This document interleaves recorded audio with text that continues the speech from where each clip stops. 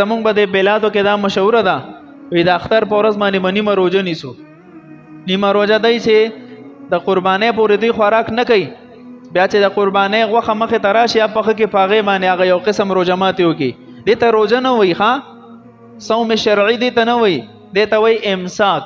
د نبی علیه السلام مبارک عادت ده. حدیث کې راځي کان رسول الله صلی الله علیه وسلم اذا کان یوم الفطر لم یخرج حتی یأکل شیئا. چې کله به وړوکی اختر و نبی علیه السلام به عیدګاه ته ال را روانېدو چې خوراک پې وکړو، کجورې به یې وخوړې، څه خوږ څیز به یې وخوړو وړوکي اختر کې. و اذا کان الاضحى ویأکل شیئا حتی یرجع. او چې کله به د غټ اختر ورځ راله نو نبی علیه الصلاة والسلام به د سحر نه څه نه خوړله، عیدګاه ته به رالو، مونځ به یې وکړو.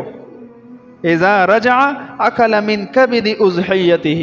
چې کله به واپس لاړو قرباني به یې وکړه نو د قربانۍ د څاروي چې څه به یې ذبح کړو د هغې په کلیجي سره به ابتدا کوله. نو د استحباب په درجه کې که مونږ هم د عمل وکړو دومره وخت نه دی انشاءالله اجر به پې الله راکړي.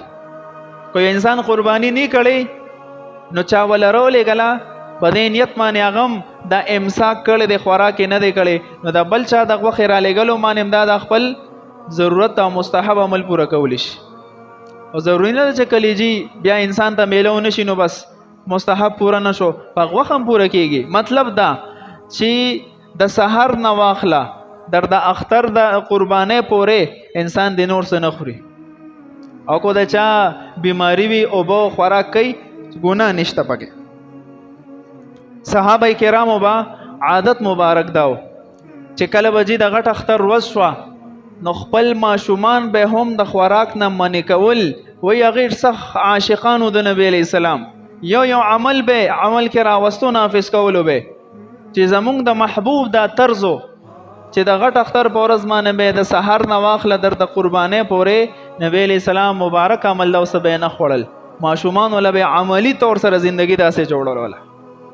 ښه تاریخ لیکلی دی چې هغه ماشومان چې د مور تیز کې پیس کی هغې باندې به هم کوشش دا کولو چې په دغه اوقاتو کې به پې نه خوړل. چې کله قرباني وشي نو هغوی خو غوښه کلیجي خوړی نه شي نو بیا به مور ته وویل چې اوس وله پې ورکړه. دا عاشقان رسولو مونږ هم دا وی کوو، مونږ ته پته هم نه د خپل دین.